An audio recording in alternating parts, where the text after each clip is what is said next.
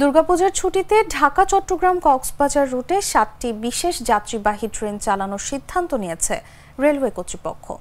আসা যাওয়ায় নিয়মিত ২ জোড়া ট্রেনের পাশাপাশি ১০ অক্টোবর থেকে ১৩ অক্টোবর পর্যন্ত বিশেষ ট্রেনগুলো চলাচল করবে।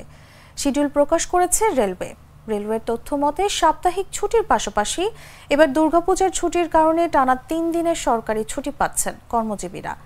বর্ষা মৌসুমের শেষের দিকে শীতের আগমনী সময়ে পর্যটন নগরী কক্সবাজারে পর্যটকের উপস্থিতি বাড়ে।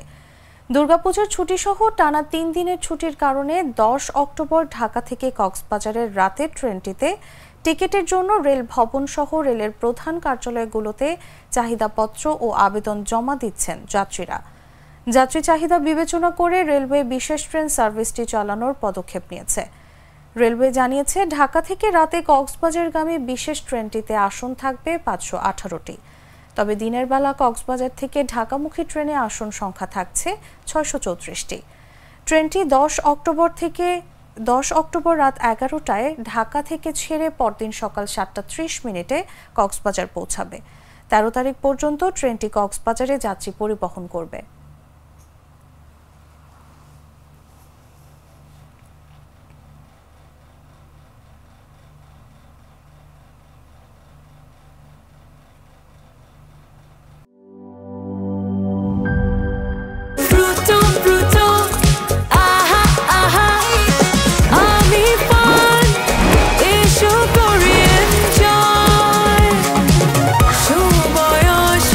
প্রাণ ফ্রুটো, সময় অসময় ফ্রুটোময়।